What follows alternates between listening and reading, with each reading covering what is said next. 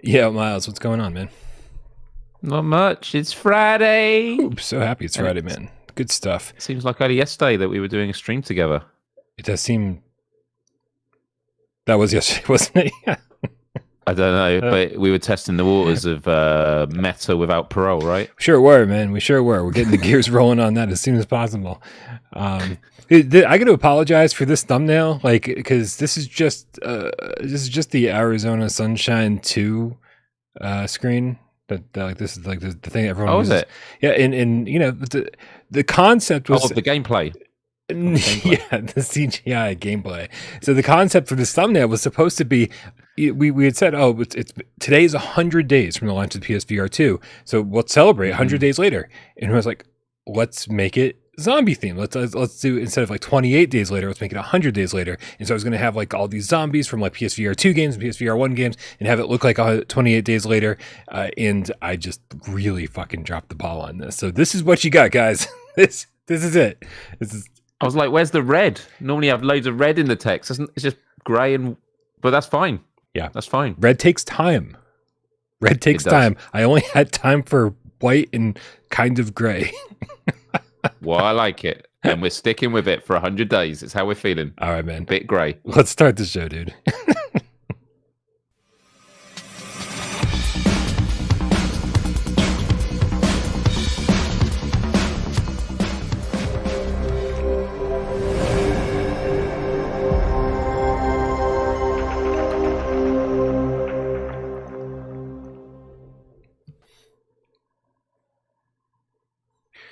I always take this big chug of coffee, like right before you guys see our faces, like while this theme song's playing. I take my coffee concentrate, I chug it back. I go. Let's get some energy for the show. One of these days, I'm just gonna blow Miles's mind, and right before you guys see our face, I'm just gonna take a big line right off Tornado's ass, and Miles is gonna fucking lose it before the show's. This is PSVR GamesCast Live. We film live every single Monday, Wednesday, and 2 Wise Friday right here on PSVR without Parole. We do it live on YouTube, 6 p.m. Eastern for your viewing pleasure. We also do it on podcast services of your choice for all of you who like to listen with your ears instead of your eyes. There's a joke in there somewhere. My name is Brian Pop from this channel right here, PSVR without Parole, and to my right, the ever youthful Myles Dyer. Hey Brian, hey Game Cats, how we doing? Yep, I'm officially on vacation now. I haven't packed. I'm leaving in 10 hours time, so I'll probably do it in the morning. It's always in the morning. But yeah, just thought chop it all off. I'm going to be doing a lot of VR gaming once I'm back, so to get rid of all that VR crazy hair before every show, when everyone's like, Miles, looks like you've been playing VR. Yeah, it's going to be a little harder to tell. Yeah. A little bit harder to tell. Did you get your haircut before the Cosmodread stream, or was that? Yeah, I did. Yeah. And funnily enough, I matched the thumbnail design because it was like me with really short hair. So nice. I didn't go to the hairdresser and go, "You see this video thumbnail? I want that." Right. You see this AI generated character that kind of looks like me? Make it look more like me. Yeah, but none of the bloodshot eyes. Yeah. So in case you guys don't know, over on youtube.com/Miles, click the link in the description below. Subscribe to Myles Dyer. Just before the show, you were playing Cosmodread, and that was for the very first time, right? You didn't want to ruin it for yourself. You didn't want to learn about the game before your stream. This was your first time playing. Am I right? Tell me how it went. It went something. I mean, look, I know there are going to be some people that were kind of disappointed that I stopped when I did. I played for an hour. I had 4 attempts. And I mean, it's a brilliant game. It's amazing, and the fact that one person has made that is phenomenal. But I'm telling you now, I stopped streaming an hour and 5 minutes ago. I'm still feeling anxious from it. Like I genuinely feel it in my bones. I had a heart rate monitor on, and a lot of people were saying it was broken. I did keep checking it. It wasn't broken. I was nowhere near as intensely anxious as I was playing Resident Evil Village. Mm-hmm. Like that took my heart rate all the way up to 140. But that was my first proper Let's Play in VR, and Village is quite a hell of a starting point. Whereas I think this I came to a bit more better prepared. in some ways, and then in other ways, there's just stuff in that game that I just wasn't prepared for. And I mean, I don't really want to spoil too much, but basically, I don't like spiders, and they've absolutely captured the horror of spiders in terms of how they move so suddenly. That's the part of the game I really struggled with, to the point that I couldn't open cupboards anymore. There's so much to learn in Cosmodread. Our friend Dan beat it in 2 runs, which I think is a fucking shame, because in 2 runs I didn't know anything about Cosmodread. Like, I didn't really know about a lot of the enemies, and about how to dispose of the enemies, and how to really craft, and all the different blueprints you can unlock. I didn't really get into the meat of the game for hours. And so I feel like, anybody who beats it that fast, I was like, I almost feel bad for it. It's like, yeah, you did a great job, and you like killed it at the game, but you kind of missed that sense of discovery, and that sense of wonder, and that gradual unlocking of different items. And how many weapons could you have possibly seen? And so I highly recommend everybody getting in there, and just, I mean, obviously don't try to die, but I kind of feel bad for people who are really good at it, because it takes away some of that sense of discovery. And that was my favorite part of that game. Yeah, I mean, my first bit of discovery was that I was running around with a weapon that I hadn't even loaded with ammo yet and equipped. And when I discovered it, I was like, okay, I'm glad I kind of didn't get into too much trouble, because that would have really got me panicking. I spent so much right at the beginning working out like how to pick up items. Like, I kind of missed it on the sort of the tutorial it gives you right at the start. Mm-hmm. And there's a lot I just don't understand, and I'm not here to give answers now to people, but it's like cans of food and stuff that says it's got like health properties and that. I assume you get it blended up somewhere. I've not found out where you do that yet. But yeah, I've had 4 attempts so far. Yeah, it's amazing, but the reality is it's not going to be a game I'm going to be rushing back to. I genuinely still feel a bit nauseous from playing it, and people in the chat during the live show were saying like, "Oh, is that from motion sickness?" No, it wasn't. It was like genuine anxiety. It made me really, really anxious. But brilliant. Monster Designs is great. But yeah, if anyone that does want to see my run-throughs, timestamps are up on it now. It's on my channel. And I've just tweeted actually a clip from it that is hilarious, because I literally shout like full volume and almost throw my controllers across the room. Well, it's always fun to watch people scared. I did tune in for a little bit and watched you in real time, and then I went back and watched the very beginning. And so I'll have to at some point get to watch that whole thing. But that's great, man. I'm happy you get to try it out at least. I know a little bit more about it.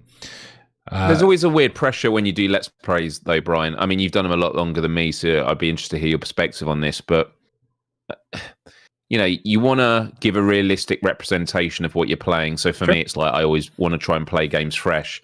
But it does mean, unfortunately, on live streams, people are going to be watching you frustratingly trying to work out how to put something in your inventory for like a solid 5 minutes and that. But that's just the reality. And I guess people on replay, they can skip forward until they see things change. But I do think it is important to sort of just give, not be prepared, to give us, a fake run. I don't know what are your feelings on that, because there is that pressure, I guess, you feel in the early days of doing Let's Plays of like, oh, am I wasting time, or are people bored of seeing me stumble on this?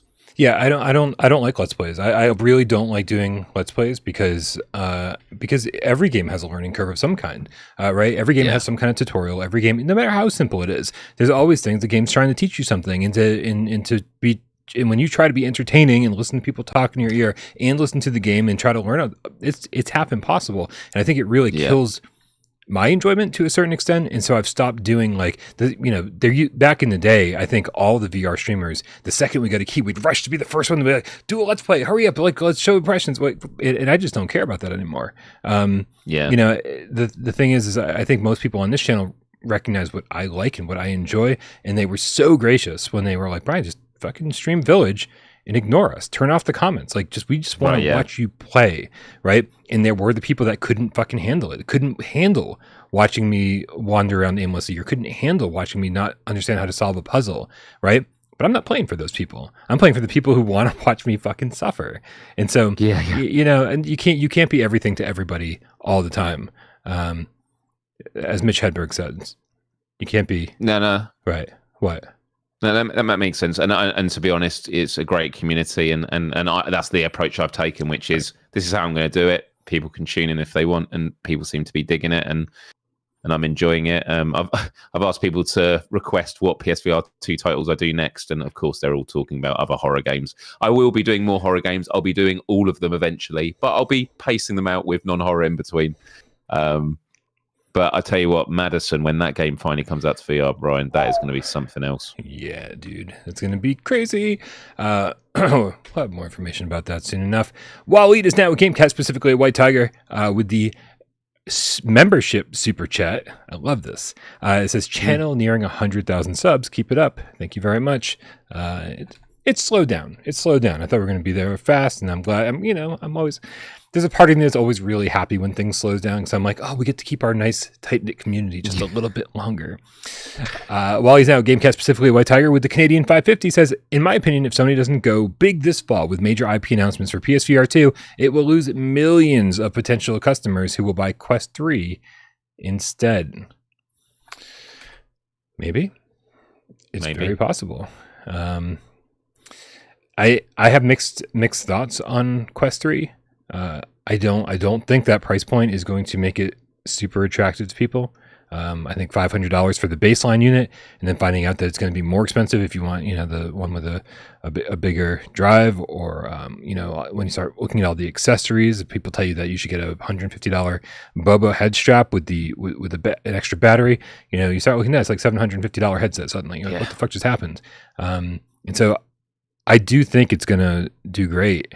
I don't think it's going to be a no-brainer like a $300 Quest 2 headset that you just throw under the Christmas tree for little Johnny. Agreed. No, I agree with you there. Josh Zosky with the $5 tip says, do you feel like every run in Cosmodread is fairly equally doable? Or are some randomly generated runs way harder or near impossible compared to others? Myles, I've done a few more runs than you have. Yeah.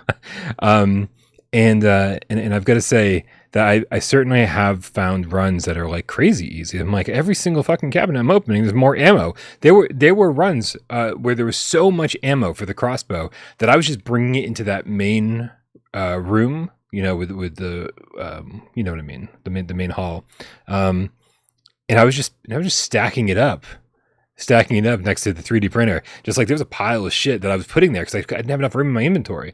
And then there were other runs where it was just like nothing, And so they do. There are runs that are near impossible, but I don't think there are any runs that are impossible.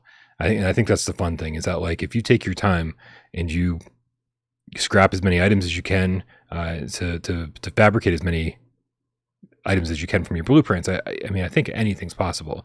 But they do throw some of those difficult ones right at you at the beginning.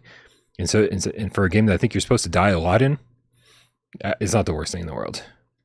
I also have to say, my initial impressions of this game is it's without doubt scarier for me than the Persistence. Really? And I actually, yeah, for me it is. I felt like with the Persistence is scary. Like, don't get me wrong, it is a scary game, but I think I don't know, like Persistence, it's sort of zombie-esque people. This is like otherworldly. This is like, it's just more alien. It's more enemies that are harder to quantify and to suss out. Yeah. I think the audio design is just fucking out of this world, honestly. I think incredible. Right? Absolutely incredible. Yeah. Because whether there's something behind you or not, it always sounds like there's something behind you. Yep. I kept closing doors behind me, keep looking behind me. I have the questions like, does doing this, like changing the lighting, does that trigger monsters? Like, it's when you start wanting to suss out the game design as opposed to just like living in the world kind of stuff. And I was just overthinking everything. Yeah, man. We got Man Bear Pig Game Cat. He does exist with a $2 tip. Please bring Attack on Titan to PSVR2, please. Man Bear Pig Game Cat, if I had any control over that, I would fucking do that for you. Sadly, I do not. Also, I don't have a lot of faith in that game. The concept seems like it could be cool, right? I mean, it's fucking Attack on Titan. How could that be bad? But then you find out that it's made by the same people who brought us Little Witch Academia Broom Racing, and you're like, well, that could be fucking real bad because that game was not very good. So, I mean, I'm not getting too excited about Attack on Titan until there's something to be excited about. Move Master Mick, the Shape Throne PSVR Game Cat, with the level 2 membership, Super Chat, says Myles Chat himself again. Oh, in red matter, in a word, he must have meant, in a word, wow, Game of the Year contender. It'll be interesting to see what happens at the end of this year, man. We're gonna bring back the PSVR award show for December. And amazing, dude, holy crap. Like, we're going to have games Gran Turismo 7 going up against Horizon, going up against Village, going up against Red Matter. I mean, like, all of these games could be Game of the Year for various reasons. And we haven't even seen all the games that have come out this year yet. Yeah, I mean, the quality and the diversity of games. We keep bringing up the fact that, a lot of the press were saying, where are the games? And it's just, and regardless of what we make of showcases, the truth is we are spoilt for game choice. We are. And it's going to be difficult to pick winners for most categories. Josh Cat with the $10 tip says, people that give crap to Let's Play streamers can suck it. Keep doing what you love because we love you. Hashtag GameCat Army. I do want to remind people, thank you, Josh. We love you too. I want to remind people, like on Twitter, I use the hashtag GameCat Army all the time, right? I think to the uninitiated, it probably sounds like, fuck everyone else without parole, or like some kind of like militant type thing, man. But like, I think Josh said this and used it exactly right. Like, when I think of GameCat Army, I think of like this is like the group of people that we've formed that fucking are some of the coolest people in the world. Very open-minded, family. Everything, man. It's like, and I think of it as very loving. But I think I every so often I go, man, if people don't know what the GameCat Army is, they could certainly look at it and be like, wow, what a fucking bunch of elitist assholes, right? Yeah. Okay, we got a couple more, and then we're gonna move the show right along because Myles has to pack. We got Professor Lillis with the $5 tip, says, happy weekend, Game Cats. This week, the Sunday multiplayer will be by 700% more votes than the other survey choices. Walkabout mini golf. I participated in this survey. I just want to let you guys know that this survey was tough. There were 3 good games this week. It was Knock, it was PokerStars VR, and it was Walkabout mini golf. Like 3 of my favorite multiplayer games. All of them came out like in the last month. Jesus, dude. Walkabout mini golf. So guys, don't forget to join our Discord. Click the link in the description below. Every Sunday at 2 p.m. Eastern, Professor Lilith puts this together. Go to the WPG Sunday Multiplayer channel, and then you'll find out like people will put their room codes in, and so anybody that's like, man, I really want to play some multiplayer games on PSVR2, but like I don't have anyone to play with, I don't have any friends, or like I go on and no one's ever playing. This is your answer. Right? We organize these things on the Discord. Sometimes they're unorganized. Sometimes they're like, hey, who wants to play poker? Let's fucking do this shit. Right? Thank you, Professor. I was going to say on PokerStars VR, obviously I'm glad it's now out in all regions. And I finally, last night, actually played the poker part of PokerStars VR because I played all the other stuff. And actually the poker tables are really good fun. Like, really good. I'm not a particularly confident poker player, but I love the way it's laid out, and I'm definitely going to be going back more and more. Yeah, I'm assuming at this point you haven't gotten into the routine of loading into PokerStars every 8 hours, so you get your free spin and your free tokens. Like that is. I have my alarm now every 8 hours. Yeah, on my phone. So you can't sleep for more than 8 hours because it's not just every 8 hours. It's 8 hours since the last time you spun. And so like, yeah, right. So you got to get in there literally every 8 hours to get all the tokens you could possibly get. And I miss entire days at a time, which I kind of feel bad about. We got et.2k9.now with a $10 tip, says, hey Brian, hey Myles, if our Polish friend is to be believed, Kava? Boba is releasing a strap for PSVR 2. What would you like to see in a new head strap? Listen, Are you someone that would want a new head strap, Brian? Because I know some No. people aren't. So I'm happy with the way it is. Yeah, a lot of people have talked about, like wearing like bandanas to keep it from sliding, I guess, or whatever. A lot of people have, I guess, different shaped heads are causing this. And so I find it fascinating because PSVR 1, everybody was like, oh, this is super crazy comfortable. No one seemed to have any problem with the comfort or the fit. And obviously PSVR 2 is different, but I put that on and within minutes kind of like figured out how it should sit on my head, and it feels very comfortable. So I don't, it's not for me personally, but obviously like anyone who's unhappy with the way that it fits, fantastic. I'm really happy for the people who need that. Same with you? Yeah, I mean, I like you saying. I mean, I've heard the people that do need it changed for them. I've been really impressed, and actually, since Beat Saber's come out, and I've really been working out with the headset, and it's been getting really, really sweaty. I thought this is going to be the ultimate test, and for me, fortunately, it is perfect. Good ventilation, and it's comfortable. So yeah, for me, the idea of what I'd want for a new headset, nothing comes to mind. GC13 with the level 2 membership. Super Chat says, when's the top 50 debate happening? Probably top 25 debate sooner rather than later. I would say within the next month. Second, we can get everybody's schedules lined up. Having 3 co-hosts is amazing, but they're all very different people in different areas of the world with very different schedules. So we will make that happen though soon. I keep waiting. I keep being like, well, we should wait for Hubris. Oh, we should wait for VR Skater. No, maybe after Madison. And I'm like, you know what? We'll just do it as soon as possible. And then in 3 months, we'll do another one. Everything will be fine. We got Legendary with the Canadian $10 tip. Says, hey, Brian, will you review the PSVR 2 version of Moss Book 2? I beat it last weekend and it blew me away. An incredible experience. Looks stunning on OLED. I mean, the dream is to review everything for PSVR 2, and that includes PSVR 1 remasters. I just don't know, right? Like, I have a review for the original Moss on the channel, and that'll have to do for now.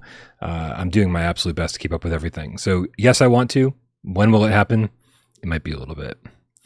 Mark Pringlesleaf, membership. Super Chat says, I do find the headset slips when I start sweating. Yeah, and I've heard that from, like, many people. Bandana seems to work for a lot of people. Hasn't been an issue for me, but I've got a big head. That's what I've been told. Wally is now GameCast, specifically White Tiger with the Canadian 550 says, Myles, please accept my PlayStation friend request. Pakistan _93 wrote it weird as super chat not allowing ID to be typed. Been dominating Pavlov. You've been called out, man. Now you have to.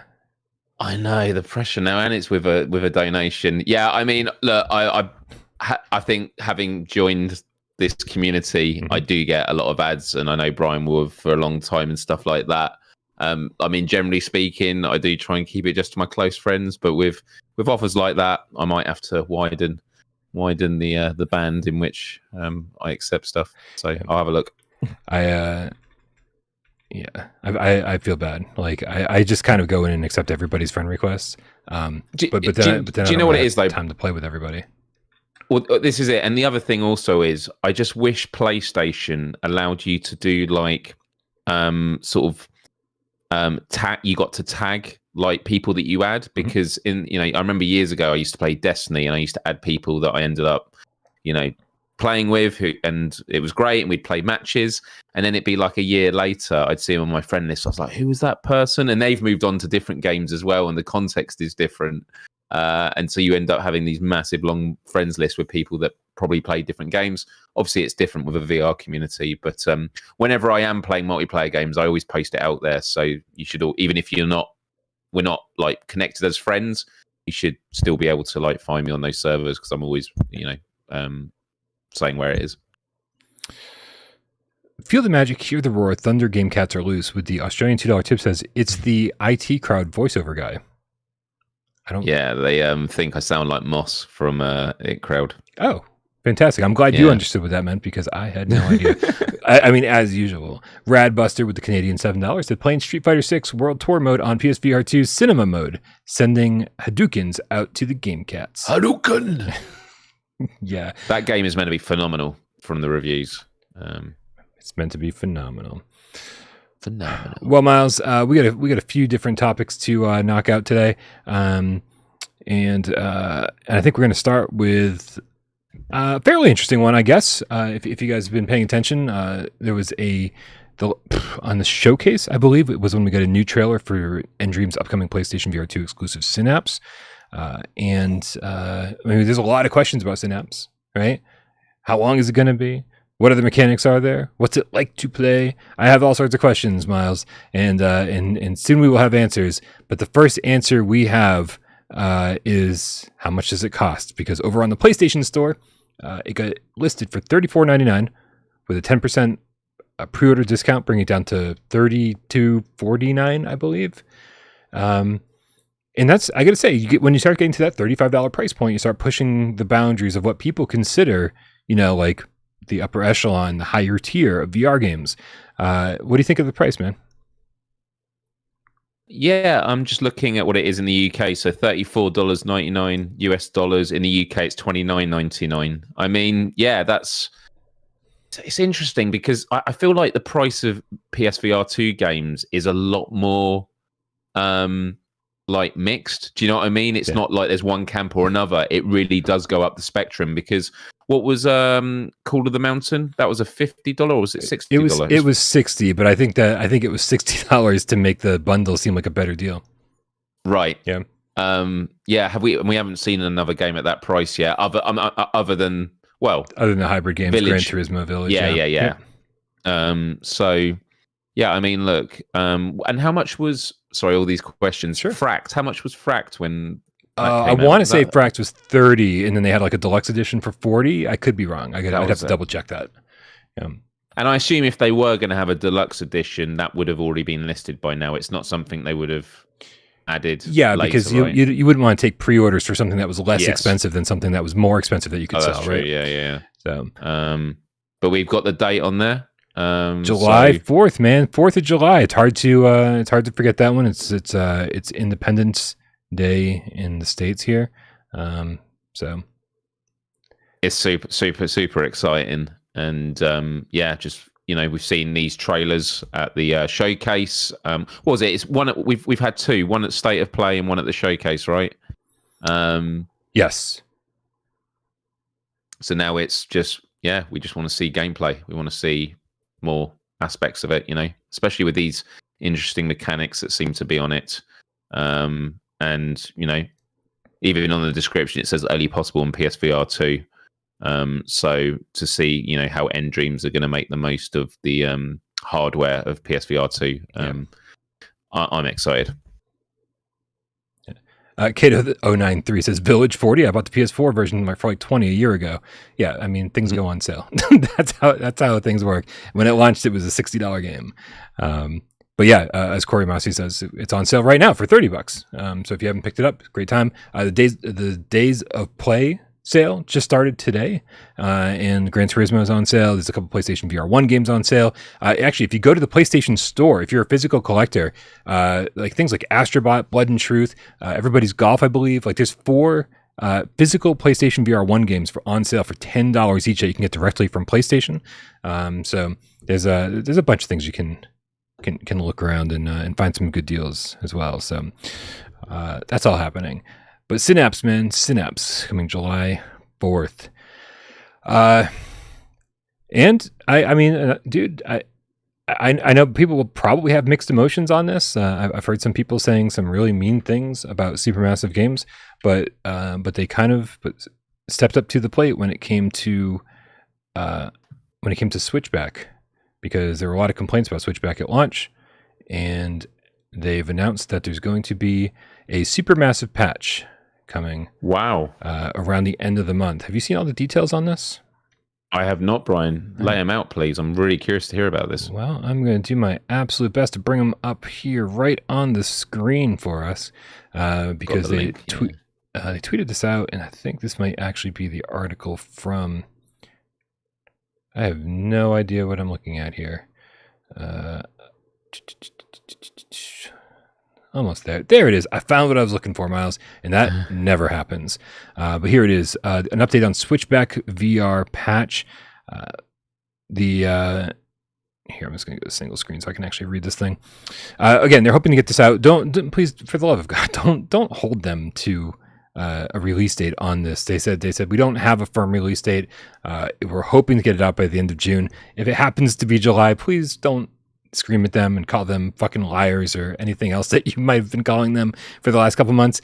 They said they've got fixes for blurred or low resolution visuals, which was a big one for me. I just couldn't believe how low res the game looked. Fixes for textures and assets popping, greatly reducing load times. That was a big thing for some people. Yeah. But for me, I was like, yeah, the load times are long, but I guess I'm just not accustomed to the practically non-existent load times on PS5 yet. I'm like, load times are just a thing.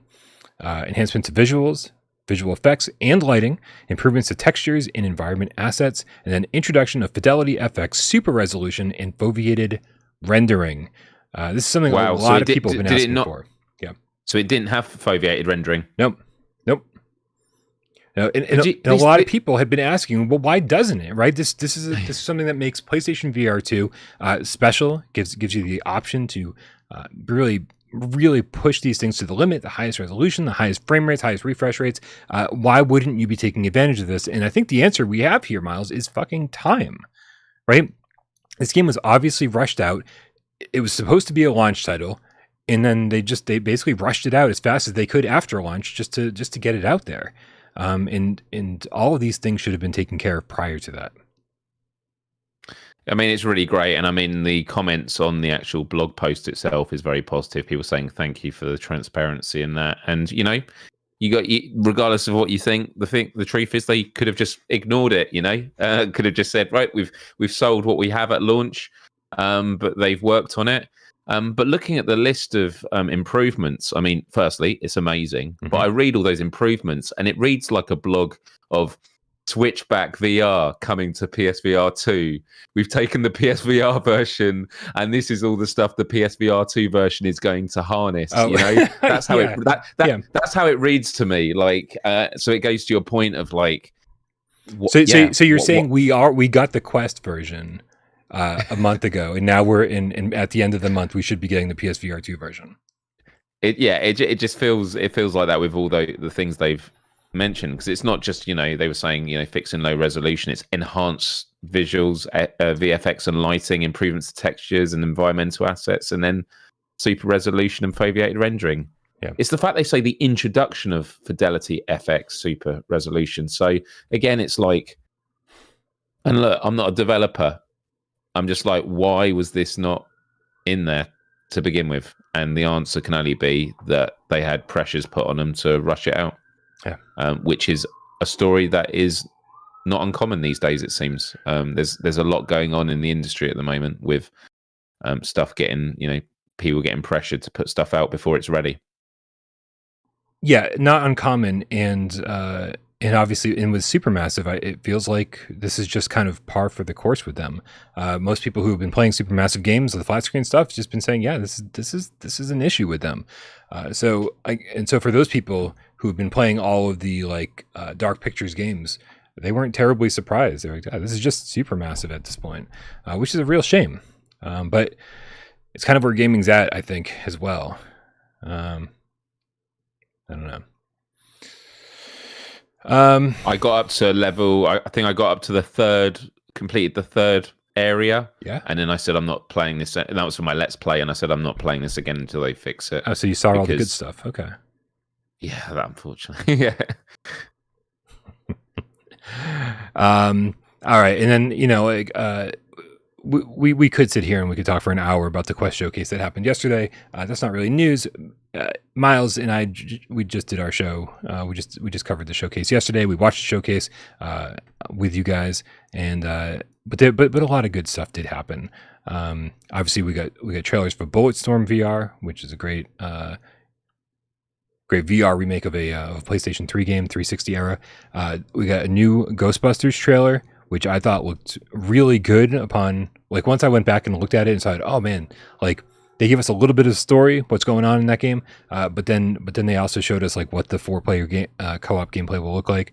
Walkabout Mini Golf they showed us that they've revealed that Journey to the Center of the Earth, the new Jules Verne course, is coming June 7th. And then they also revealed that in July, they'll begin releasing their Evil Layers series of courses. So like they are just every single month, they've got a new course coming out, and we are only 5 days away from the new one, which I'm really excited about. And then, of course, fast travel games with Vampire the Masquerade and Vertigo Games redoing The Seventh Guest, which was probably the biggest thing in the show for me. But a great showcase overall. And I'm so glad that we streamed it, Myles, because there was just so much PSVR2 goodness in there. And whether we saw it from Sony or whether we saw it from Meta, I was just happy that we saw it at all. Yeah. I was really, really impressed. And, afterwards I took to Twitter and I was just like, MetaQuest Gaming Showcase is a great demonstration on how to champion VR gaming. It was the mixture of, they had a superb mix of games, enhanced by great introductions with their speaker, Ruth. And they had some deep dev insights on their first party game, which were really interesting as they were sort of showing you the game. Yeah. And as a diehard PSVR2 fan, PlayStation should take note and step up. And some people, I think, misconstrued, because some people were going, yeah, but a lot of these games are coming to PSVR2, or but I don't want to play Quest games. My critique or comment on how good the showcase was not to do with the games themselves, although there were a lot of games on there that I was interested in. It was about the presentation and the attitude. And you can argue that, Meta, this is what they do, whereas PlayStation, they have flat screen and they have VR as well. But there's just a feeling, isn't there, with this, that it just comes across as unapologetic. They're not hiding it. They're really leaning into it. And it might suggest that, PlayStation should do a PSVR2 state of play. But ultimately, as a showcase presentation in terms of the number of games and that, it was greater than anything that was done for the lead up, the launch of PSVR2. Yeah. I don't think they had a VR state of play.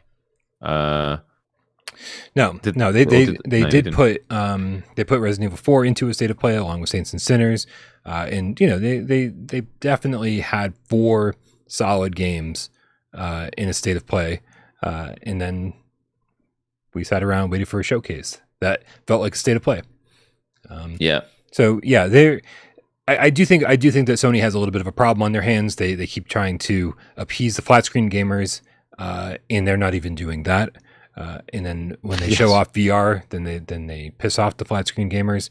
But honestly, I do think it's time to for them to start doing state of plays that are PSVR2 focused, that are VR focused. Yeah. Right? It's like, hey, they're so good about letting us know what's coming in those state of plays, saying, hey, this is only going to be for Final Fantasy, or this is only going to be for this game, or this is only going to be for PlayStation 5. It won't have any VR games. So why not do a PSVR2 showcase and especially when, here we are, there's so many of us that got excited about the Quest showcase yesterday, because when they were showing off games like Bulletstorm, which is like, yes, that's cool, but it's also like a fucking 15-year-old game that's now getting, and don't get me wrong, there's a bunch of games from that era, like BioShock, that I would absolutely love in VR. But they're showing that. They're showing, like, as much as I'm excited about The Seventh Guest, that's made by Vertigo, and Vertigo has a spotty track record. And then, and Walkabout, great game, but an indie game. And it's just like, and then Fast Travel, who's always sort of been like this mid-tier developer. If this is going to be the stuff that we're excited about, then like Sony's got a great relationship with a ton of third-party developers, and there's hundreds of third-party developers making this level, this quality of VR game for PSVR 2, right? And so why not like throw a 5-minute sizzle reel, or just throw an extra 5 minutes into the showcase of all these different games that are coming out? It's a little baffling, right? But at the same time, it's like I think Sony's also trying to differentiate themselves from something like the Quest. And so I think Sony is the one who's less likely to show all of these games, and then we later find out they're also coming to Quest, right? Whereas Quest is like, oh yeah, we're putting all these games on our headset, and then later we find out, oh, some of them are coming to PSVR2.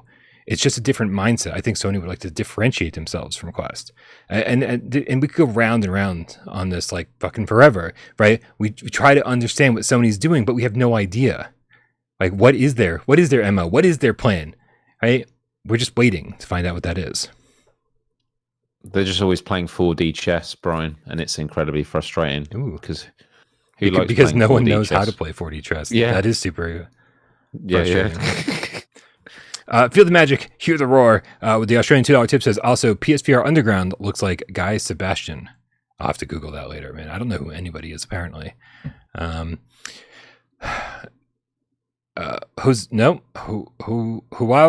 Wow, man, I'm terrible with names. I'm sorry, man. I know you've tipped like a million times. I still don't know how to pronounce your name. Joao Victor. We're going to go with that, with the 11 rupees. Says, how huge do you think Apple VR will be? Do you think it's possible that Apple bought the rights to Half-Life Alyx to run exclusively on their new VR headset, taking it away from PSVR 2? Miles, what do you think? Oh man, what's going on with Half-Life Alyx? I honestly don't know. It's going to be interesting to see what happens with Apple, but what I can say about Apple VR is it's going to be really expensive, and they're sort of taking the AR route, on a mixed reality route as well, from what is speculated. So PSVR 2 is on its own track. You know, their pipeline is not to get necessarily people from non-PlayStation people to just get PSVR 2. They're about getting PlayStation 5 owners to VR. That is good point. That is the customer, journey. Filling in the funnel at the top, getting people buying consoles and then buying PSVR 2.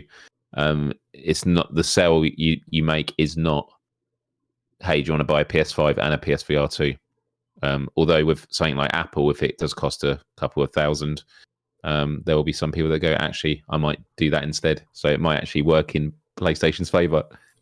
Yeah, we were talking voice chat today, and it seemed like everyone kind of agreed that that it's very possible that the Apple VR headset won't sell terribly well, considering how much it's going to cost. But what it will do is legitimize VR for a lot of people for whom VR was never an option for before. So people might say, "Oh my God, Apple's getting into VR. Like this means VR is real. This means VR is a thing that will." Impact our lives greatly in the future, because that's just kind of how a lot of Apple people look at things. And so while it's not going to be affordable to everyone, but that might open some people's eyes and have them go, well, VR may be something I want to look into. And then when they see like what, affordable options, oh, we already have a PlayStation 5. Let's get a PSVR 2, right? Or, hey, Little Johnny's been asking for a Quest 2 for fucking 2 years. Let's finally get him one. Let's see if this thing's any good. So that's I definitely think all the big companies bringing out their own VR headsets is going to help it become more mainstream, not only because they're serving their own customer bases, but just in the zeitgeist of the moment. It's like, oh, okay, it's not just one or two companies. It's like they're all getting involved. This is something I should probably be taking a look at. Yeah. Super Elastic Bubble Plastic Game Cat with the $5 tip says, Brian, I've never agreed with someone as much as I do with you. You were fair, honest, graceful, and on top of your game. Thanks for being here for us. Thank you very much, Super Elastic Bubble Plastic Game Cat. That's a very nice thing for you to say. I do want to remind you, however, that give it another week, because anybody who agrees with me all the time is probably out of their mind. And so, but really, like, who do you know in your life that you agree with all the time? Like, what reviewer, what person, 100% all the time, right? So, it's coming. Super plastic bubble elastic. I fucking just screwed up your name. It's coming. We're going to disagree soon, and I want you to know that I still love you regardless. While it is now GameCat, specifically White Tiger with the Canadian 550, says, prior to the PlayStation Showcase, I agreed with Sony's soft launch strategy as very clever. Now I think that maybe they wanted to see what Meta shows and then go big. I think they're doing a sandwich with the Summer of Gaming. I think because we've all said the showcase feels like a sort of a big state of play. State of plays have always been about like what's happening for the next half year. And let's be honest, the showcase, although it did have things that are going to probably come out next year, it genuinely felt like, yeah, this is just giving you the beats. You know, Spider-Man is the thing that's going to be ending the year. Happened with God of War the previous year, Ragnarok.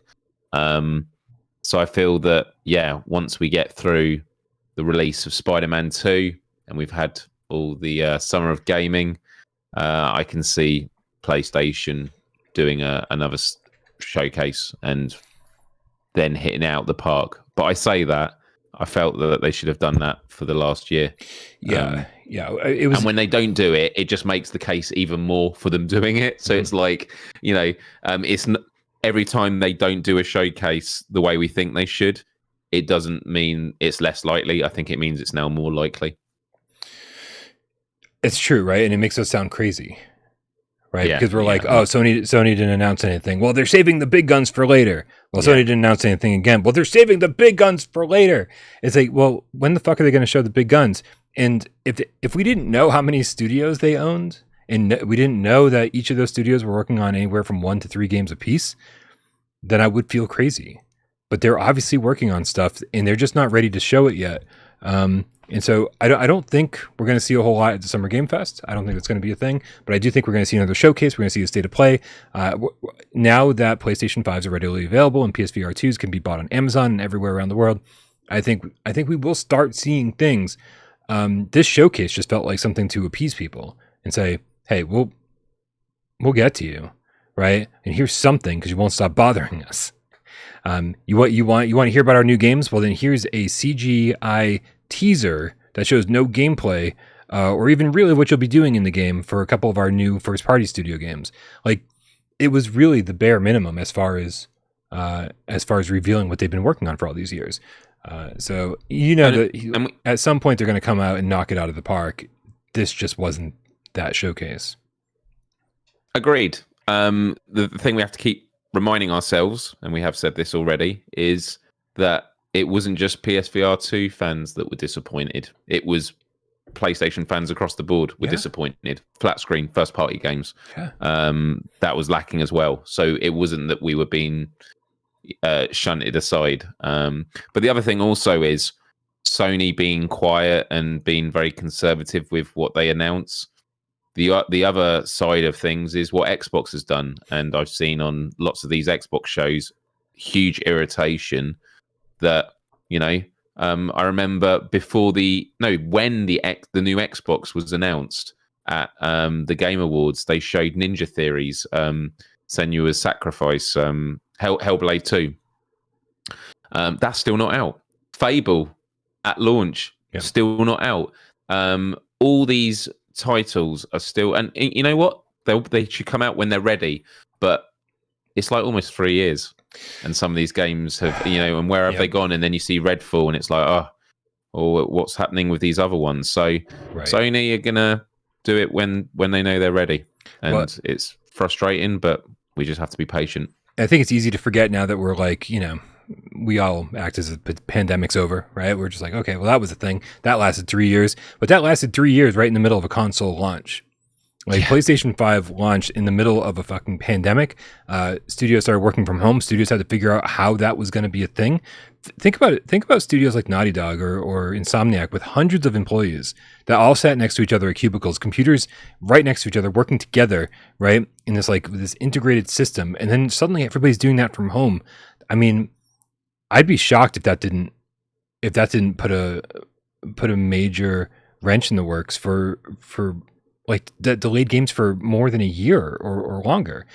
So we could still be seeing the results of that. Games take fucking 5-6 years to make these days. Like, especially games like Naughty Dog, especially games like Insomniac, especially games like, you know, Sucker Punch. Like, they're making like AAA fucking top of the line games. These games are not easy to make. They take forever.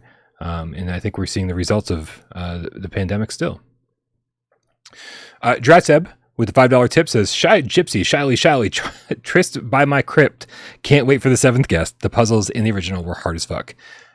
So I bought 7th guest because I told you guys, like, I was always fascinated by it, but I got out of PC gaming right before it happened. I saw other people play it. I've definitely been paying attention to it a lot over the years. But I bought it on my Steam Deck last night because I was like, fuck this. I just want to play the original. Does not work on the Steam Deck. Just a heads up. So I'll have to check it out on just my PC and see if it works there on Steam. But yeah, very excited for that. Feel the magic, hear the roar. Thunder Game Cats are loose with the Australian $5 tip. Says, oh, here we go. Aloy is so sexy in VR. Sony made a big mistake by not giving you the option for Aloy to give you a lap dance. I think you want a PC VR headset because you want sexy VR stuff. PC's where it's at. Miles, you've heard it here. We've got to talk about this 100 days of PlayStation VR. 28 days later, 100 days later. 100 days later, yeah. So let's start as our retrospective here, since it's been so long, and who can remember 100 days ago? Let's start with the launch. Give me some launch, some memories, highlights, and we'll move through this timeline relatively quickly.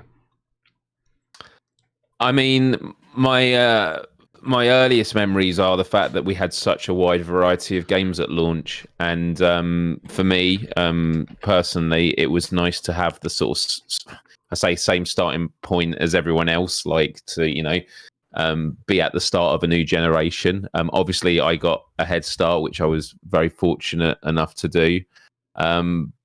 But it was just being overwhelmed with so many games. And it was very clear early on that we all had different games that we enjoyed playing. What the Bat, I thought was a great starting game for people that are new to VR. I had fun with it. It was a cute little game. I think Zombieland is a hidden gem. It just scratches that Time Crisis itch. I love the art design. The guns feel amazing. It's got a lot of replayability, and the endgame content's great. But I think what really blew me away was Kayak VR and Gran Turismo 7. Those were the two that gave me the OMFG moments of this is VR AF. Yeah. The fidelity in the swimming pool in Kayak VR, and when it goes from the flat screen to you're in it in GT7 is just, I know for you as well, it was just absolutely mind-blowing. Yeah, I mean, I was so frustrated on launch day, right? Because here I am waiting and waiting and waiting for my PSVR2 to be delivered, and having my stream set up and just telling people I'm still waiting. And then once I got it, even while I was getting things set up, things were just taking forever, and I was super frustrated. Like I was in a bad mood on the PSVR2 launch day. Like that's not where I wanted to be, but there I was, like just miserable on the day that I've been waiting for years. Right. And so to have my rig all built with my G29 Logitech racing wheel and the whole seat and the pedals and the shifter and everything all set up. And for that to be, I was like, oh, I need to charge my Sense controllers the second I take them out of the box. So like I can't even play I say proper as if it's the only way to play a PSVR2 game, but a proper game with Sense controls and my new headset. I've got to charge those things up while I'm playing the first game. And I was like, well, fuck it. I guess Gran Turismo 7 is going to be my first game. And that's not the optimal thing that I'm looking for, but here we go. And as we all know, it starts in cinema mode, and you go through the menus in cinema mode, and you even start the race in cinema mode. And for a brief second, I was like, what am I doing wrong? And it kicked in, and dude, I have never been so blown away by VR outside of the very first time I ever put on the PSVR 1 headset, right? It was the same level of, oh my God, you just blew my mind again. Because here I am, hands on the wheel, and and everything is just absolutely perfect in VR. And of course, with the racing rig and the feedback from the Logitech and everything else, I couldn't believe it. And caring about a racing sim for the first time in my life really was amazing. And it's the giddiness, isn't it? That's the way I always describe it. Like it's. In the swimming pool in Kayak VR and GT7, it was this real sense of like, I didn't know how to articulate what I was feeling. I was like, I wanted to be blown away, and this has absolutely done it. Like, I know what VR is. We're very experienced in it, but right now it was like turning that first corner in GT7 and feeling my body going to the side because you're used to the G-force. And I was like, oh my God, I feel like I'm going to fall out of my chair. It was just incredible. Yeah. Unbelievable. And here we are 100 days later, Miles, and I still haven't played all the launch games, right? Because I'm trying to keep up with current releases, trying to get these reviews out in a timely manner. And so anytime a new game comes out, I go, well, pump the brakes. I got to, work on this new thing. But dude, Village for me is a 10 out of 10 game. It's not a perfect game, but it's still the best VR game I've ever played. Unbelievable. Gran Turismo 7, Horizon, Demio, Pavlov, Star Wars. I mean, like, I was not excited in the least about Tales from the Galaxy's Edge. Not even remotely. Didn't care at all. And I was like, this game's fucking fun, dude. Like, I mean, so many great launch titles. AJ and I just did a GAMESCAST about hidden gems from the launch period, like Runner, Drums Rock, a bunch of other games. I still haven't reviewed The Light Brigade, although I've played the crap out of it. There's so many good games that all came out at launch. And then, post-launch, right? After February 22nd, we got Switchback, which mixed reactions, sure. But Saints and Sinners 1 and 2, and here we were saying Village is the best looking PSVR2 game, one of the best looking VR games ever made. Oh no, Gran Turismo 7 is that game. No, Horizon is that game. Shit, no. Saints and Sinners Chapter 2 Retribution. This is the best fucking VR game. This is the best looking PlayStation VR2 game that we have. Like, it was just like people have constantly been upping the ante for the last 100 days, allowing us to go, no, this is the best looking game. No, this is the best looking game. And every time I say it, I go, this is ridiculous. How many more times can I say this in the first year of the headset? And I hope I get to keep saying it for the next 6 years. No, this is the best looking game, right? As developers learn to optimize more and more and more.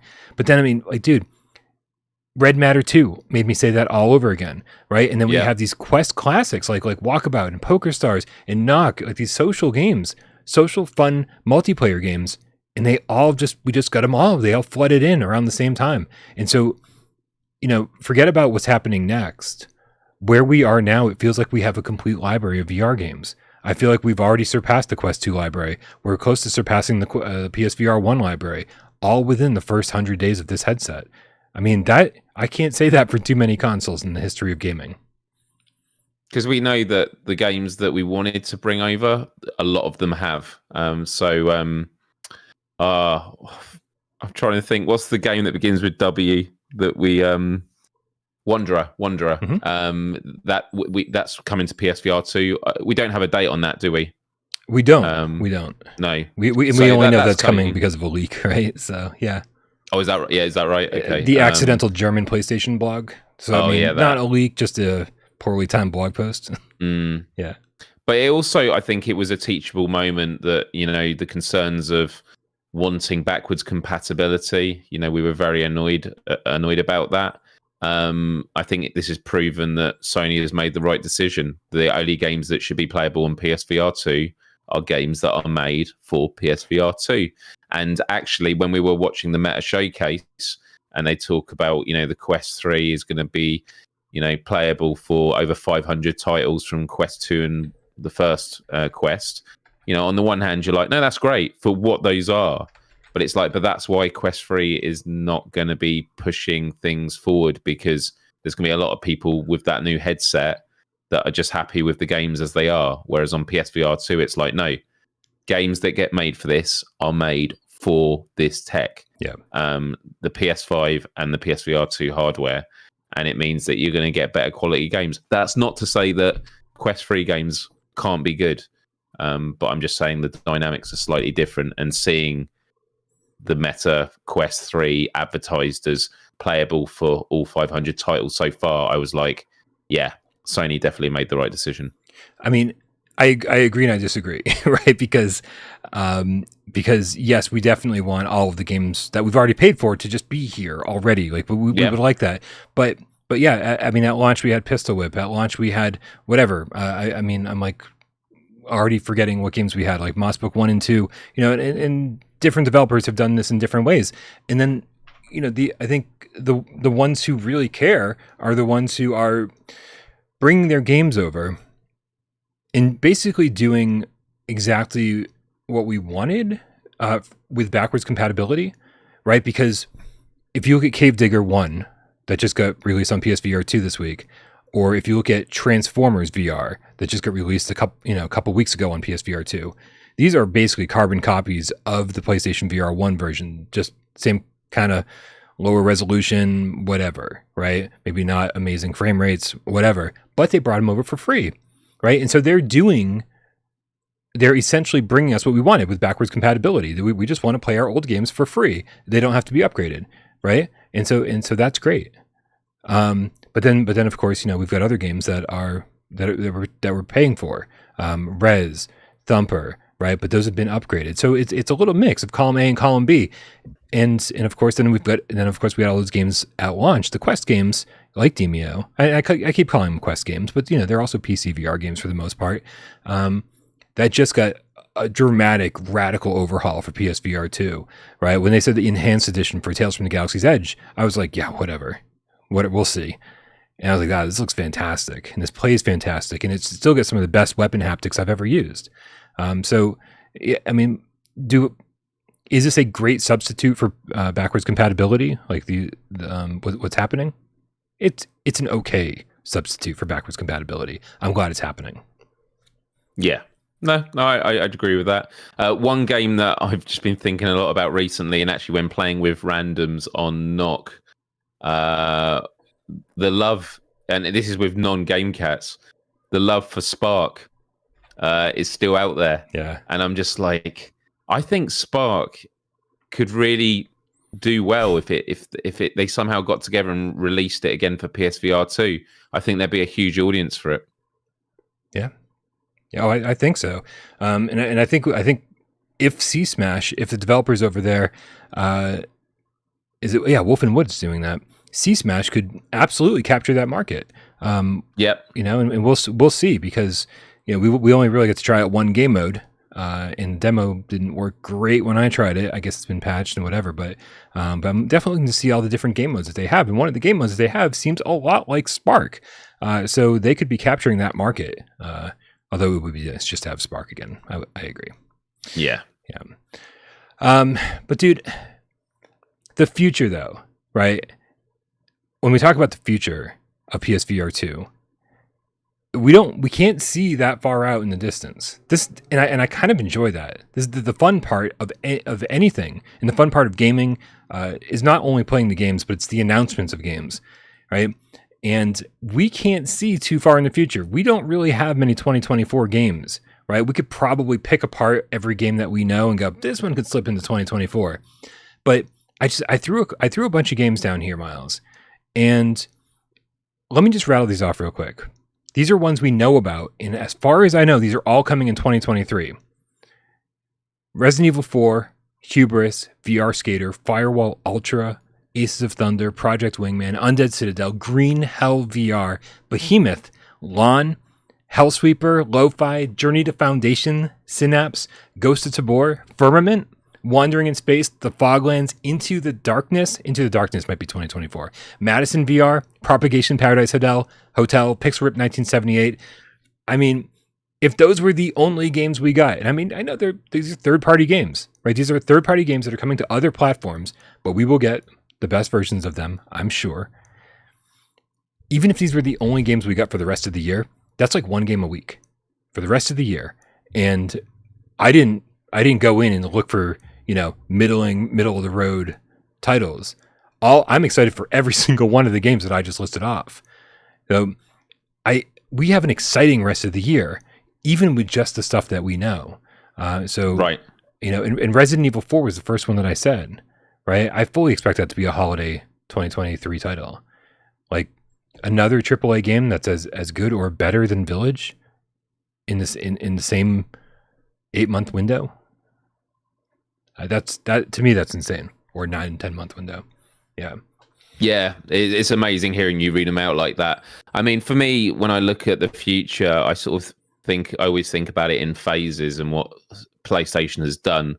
At launch, it was giving us a good mix of games, getting people into the ecosystem and saying like this is the next stage. And I actually do think having some of those PSVR games come to PSVR 2 was a great way of saying, when it was done well, this is why PSVR 2 is great. It's like, wow, I can really see the improvements with this, direct comparison that I can do. The next phase was, and I remember at launch thinking this, I love my social multiplayer experiences, and there weren't many. Synth Riders, I think, came in the launch window. It wasn't at launch, I don't believe. I could be wrong, actually. But that multiplayer was a really good time. But as you mentioned, very recently, Walkabout Mini Golf, Poker Stars VR. We've got Beat Saber now. Yeah. All these great titles. And I love that a lot. And for me, I think the next stage of the future, in addition to all the great games that you've mentioned, I think it's about filling the funnel, getting more people buying PS5s, which is just absolutely booming, and then having just one title that is going to get people that haven't considered VR to finally do it. I think that's going to be one thing that they need to do in the future. And then secondly, it's having a bigger social game. And what I mean by that is something like, unfortunately, it's not going to be Dreams, because we know that's not coming to PSVR2, but something like Rec Room, something where it's somewhere to hang out. Yeah. I'm talking about like social, as opposed to, Knock is great. You can chat with people, great community. Walkabout Mini Golf, I think, is great, but you are just, the only times you meet people is to play a game of golf with them, which is amazing. I love it. But I just feel like something like Rec Room is needed next. Some kind of social space. It is weird. Rec Room seems like the last holdout. Like, why isn't that on PSVR2 yet? Like, Beat Saber seemed like it's like, even just coming 3 months after launch, Beat Saber felt like it took forever, right? That should have been a launch title. I mean, Poker Stars, that's in a whole nother league, right? Because Poker Stars was supposed to be a PSVR1 title 2 years ago. And so that we were just used to waiting for that. And then Walkabout, same thing. Like, we never got announced for PSVR1, but we're like, why isn't this coming to PSVR1?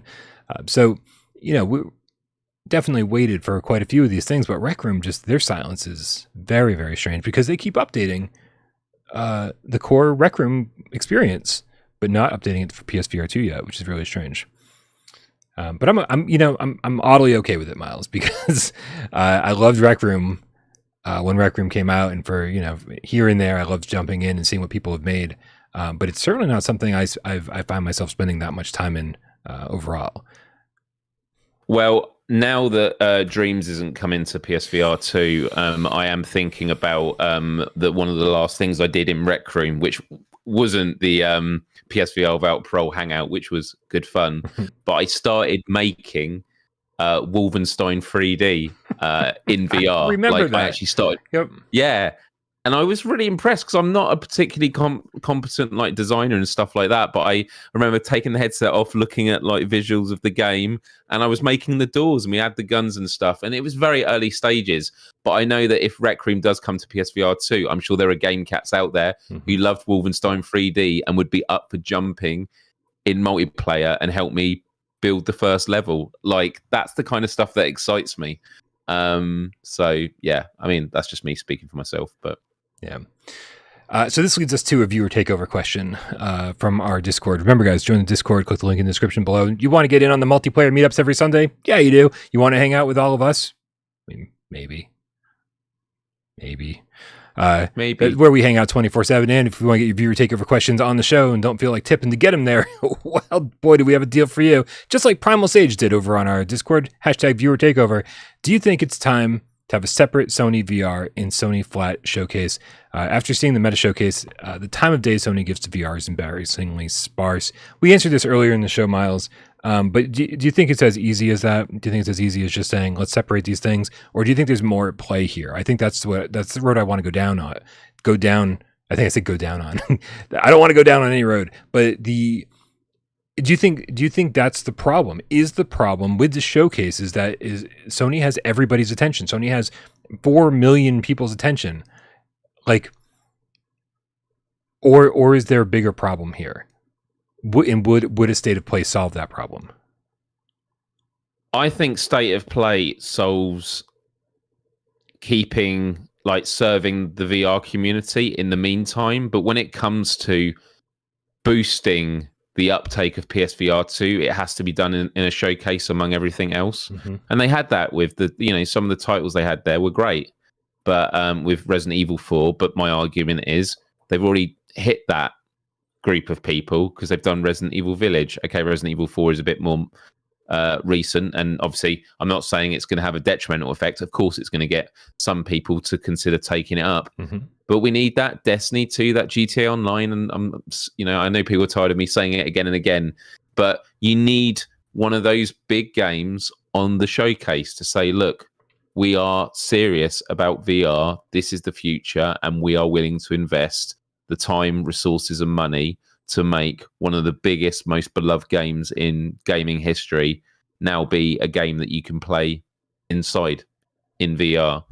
And so, yeah, I do think that the showcase does play a role for those big hitters, but I do think the state of plays are also important for serving the VR community.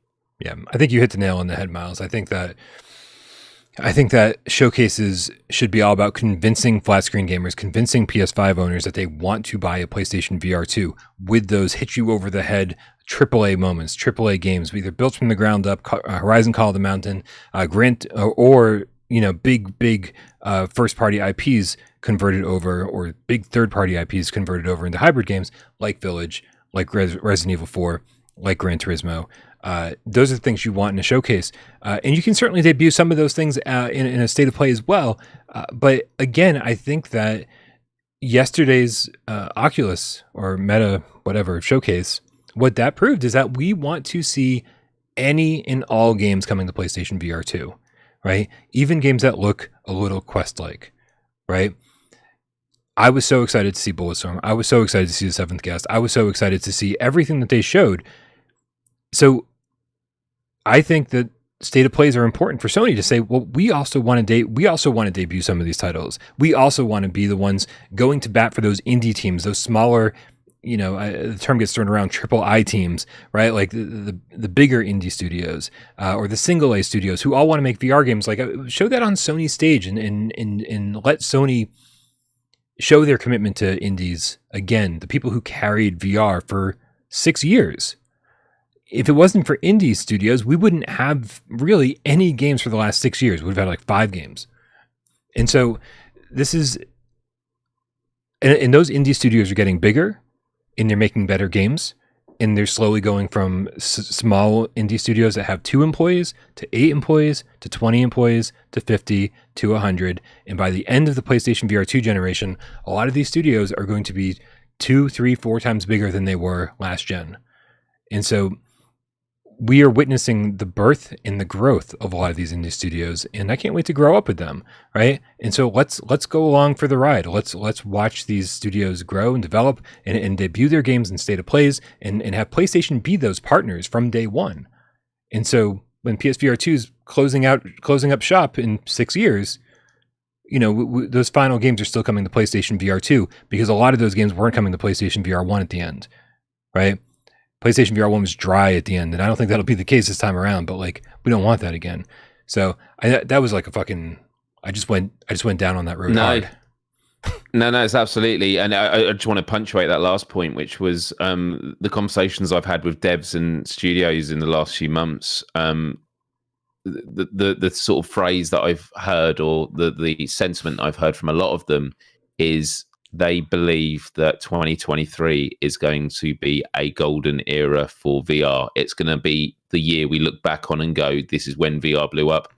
A lot of them are feeling that at the moment. And I think you're seeing that with these headsets. Yeah. You've had PSVR 2, had Meta Quest 3, and there's a real sense that they're timing it. There's arguments that Meta Quest 3 was announced the way it was because they're anticipating Apple now getting into the VR game. So look, this is all happening, and so I think it's really, really exciting.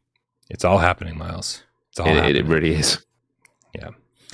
All right, man. Well, it was a fun little trip down memory lane. It was, we had the fact that here we are 100 days later. I'm still drowning in games to play, and more are coming.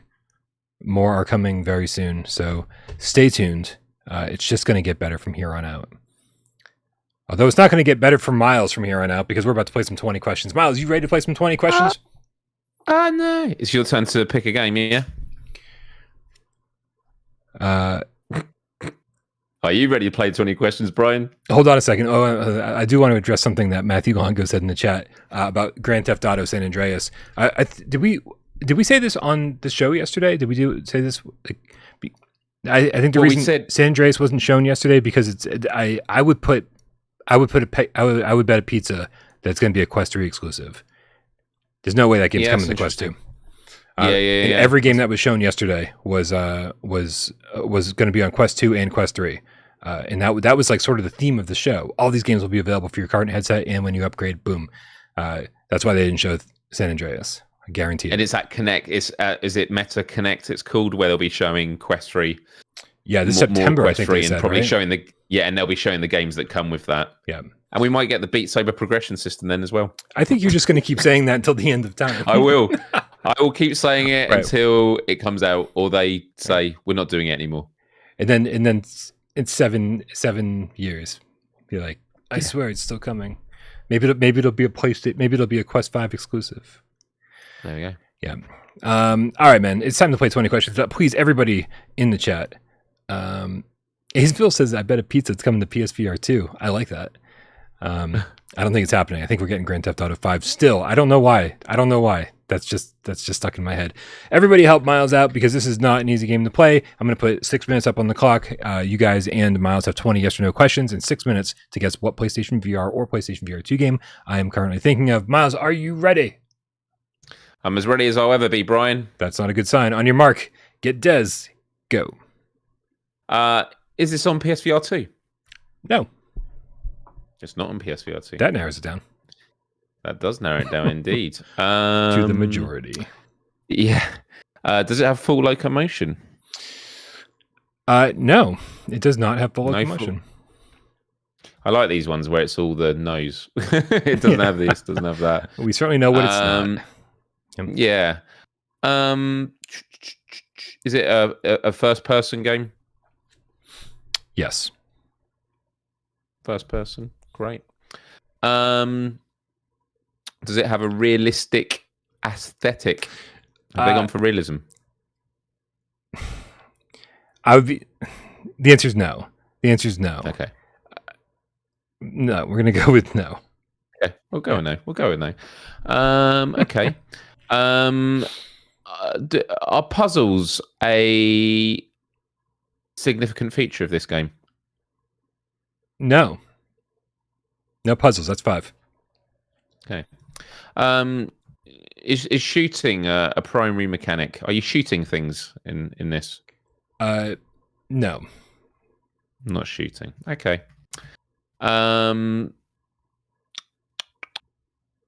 Is it a walking sim? Like narrative kind of? No, not walking sim.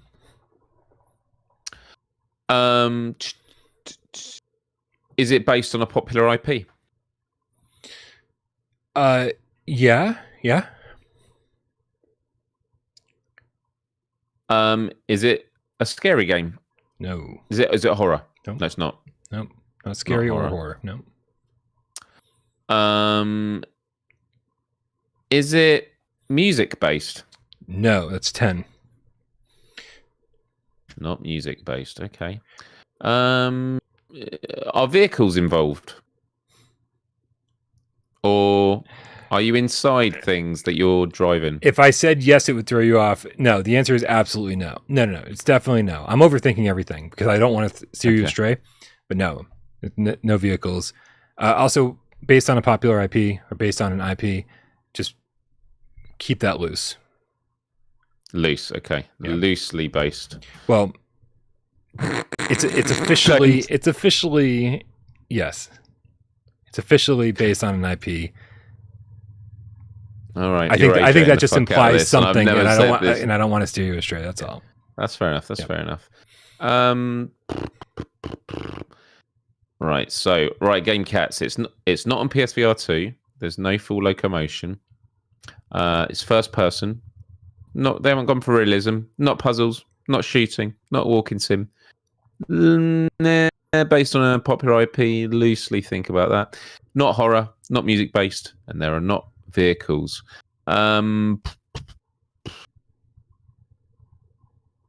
Is it a sport? Yes. It is a sport. It is a sport.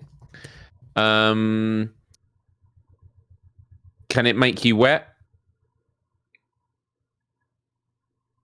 I mean, me? Yeah. Would this sport make I don't get wet when I play this. Okay. No, All right. it doesn't make you wet. Okay, it doesn't make you wet. I mean, what does that mean? Does that mean, like, are you sweating? Is there water in it? Is there like water? If you're fishing, yeah, you're going to get wet. Does fishing make you wet? I thought you're supposed to stay in the boat. No, it doesn't make you wet, Miles. That's a weird fucking question. Just admit it was a weird question. When you catch a big fish, it splashes you and you get wet. Yeah, okay. Moving on. Okay. Yeah, you've got 2 minutes left. Make them count. Oh man. Could it be headmaster? I mean, are you using, like, in this sport, an item like to hit things with? Sure. Yeah. Yes, you are. Okay. Are there multiple games of this particular sport on PSVR2? On PSVR, I mean. Oh, like, do many games? Are there many games? Yeah. No. Okay. Because there's multiple table tennis, for example. So right. Okay. No, that's 15. No. Okay.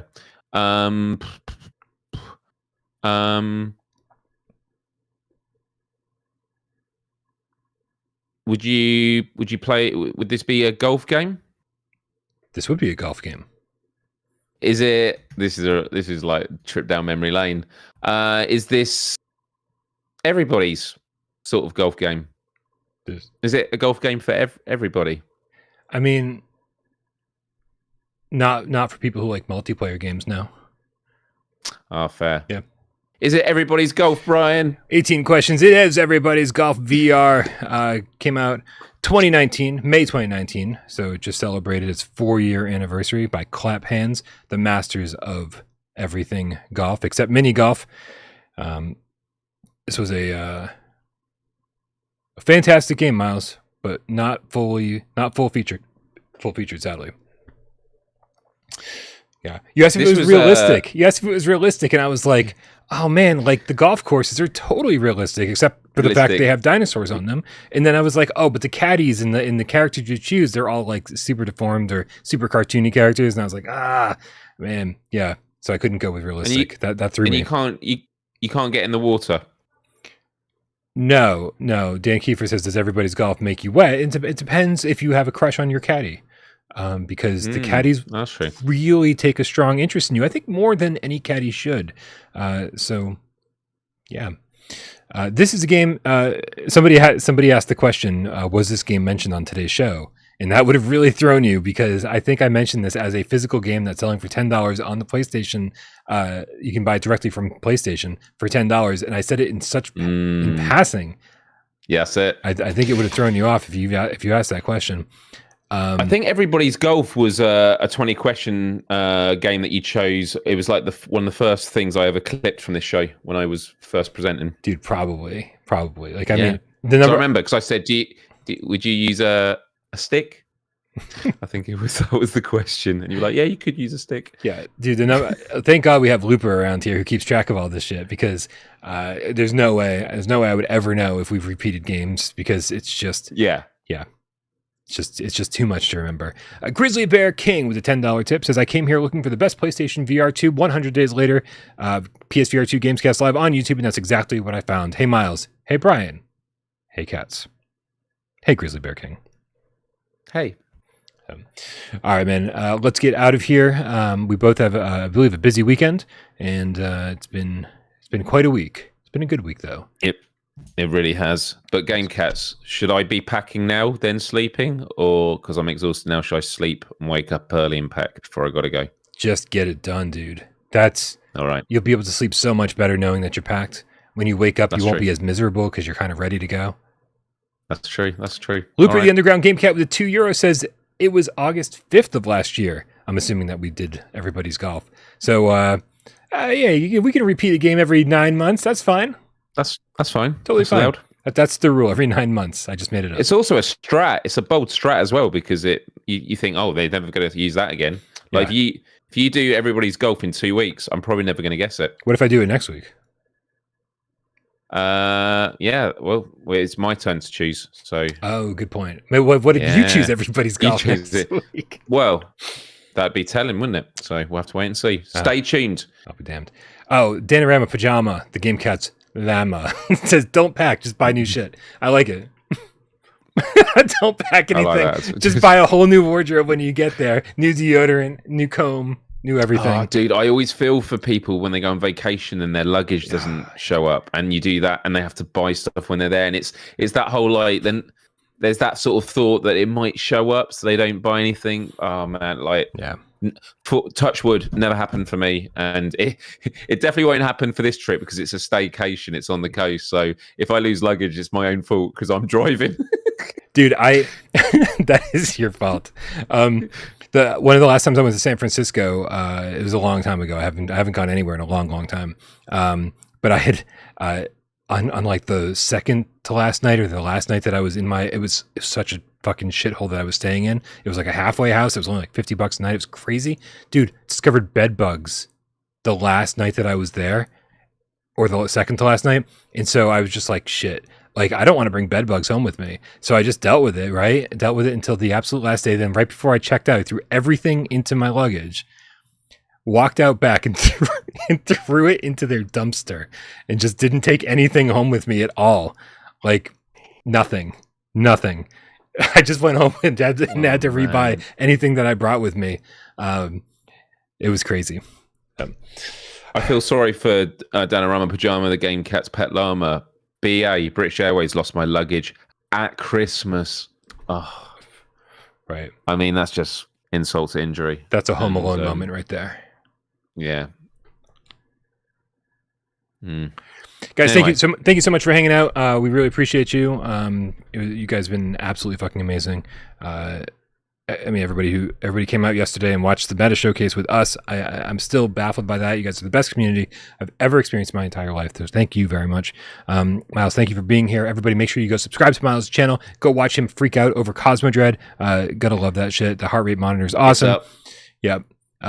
Thank you to everyone who supports the channel financially over here as a member over on patreon.com/withoutparolegames. Anybody who tipped during the show, anybody who commented, anybody who participated in 20 questions, of course, anyone who sat back and watched the show, didn't say a goddamn word. We know you're out there, and we love you just as much. Happy Friday, Myles. Happy Friday, Brian. Happy Friday, Game Cats. Have a wonderful weekend. See you next time.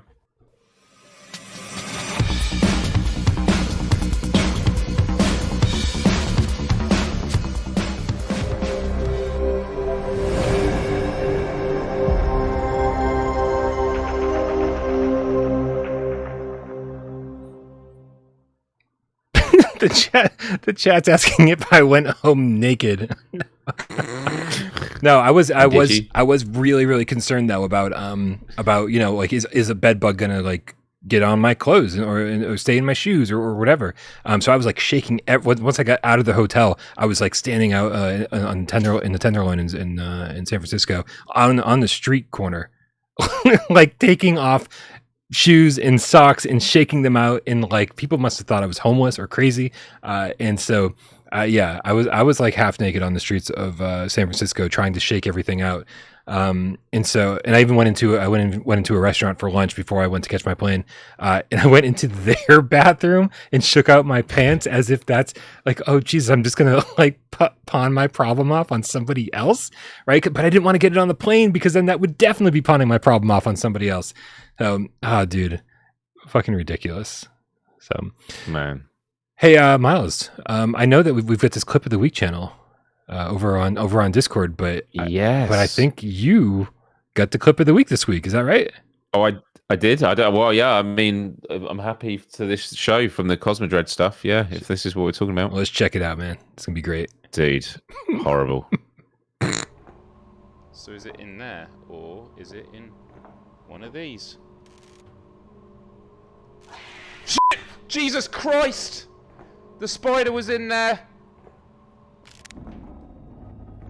Oh man, that was horrible. That's like when you go in the bathroom and then you look behind you and the spider's like on the wall of that you just come in. Did I kill it though?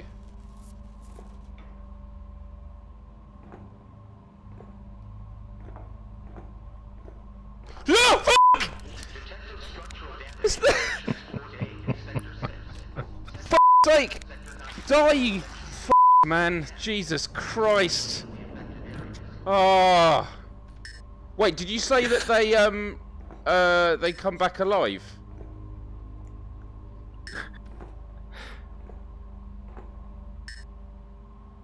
Do they come back, did you say? Someone tell me. Do they come back alive? All I'm hearing is laughing in my ear and it's not cool.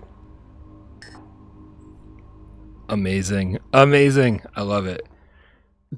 Dude, yeah. For like 60 seconds, all I could hear was ha ha ha ha ha. Someone says LOL ha ha ha ha, because they were still laughing at that earlier stuff, and everyone was laughing so much that as I was saying, do they come back alive? All I'm hearing is ha ha ha ha. Oh man, wow, dude. So okay, so I don't want to spoil anything, right? If anybody who hasn't played Cosmodread, just fucking tune out right now. But I was probably 3 or 4 hours into Cosmodread. Because there I am for 3 or 4 hours, just opening every single locker, casually, just like, oh, I wonder what's in here. I wonder what's in here. I wonder what's in here. I wonder what's in here. It wasn't until 3 or 4 hours into Cosmodread that I finally opened one, and there was a big spider thing in it. Like, I was like, it's the way the eye looks at you. It's like the fact that there's anything in it at all other than items. It was just because it was just totally unexpected. And so I slammed it shut. I slammed it shut and ran away.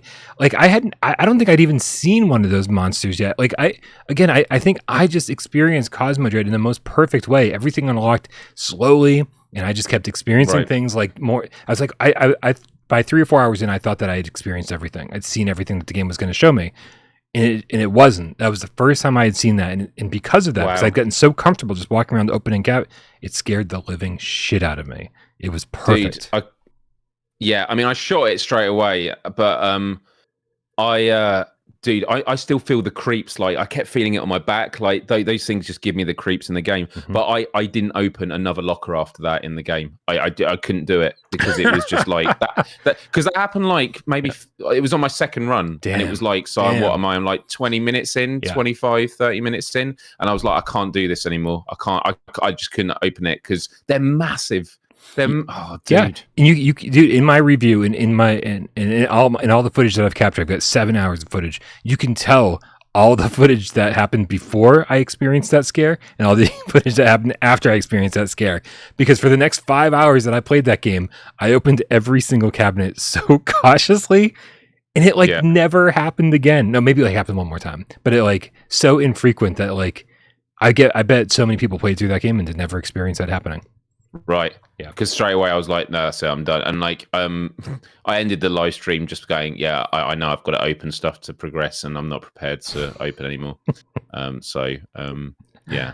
Man, I hope you get back to it. I know you feel like you've had your fill, but I hope you get back to it. It's too much fun. Oh no, I this is the thing is why I feel conflicted. I know we're going to end the show now, but like, I do really respect the genre. I love it, and I want to play it more. But at the same time, I am making progress. Like horror films and flat screen games, I can play so easy now because of what VR's done.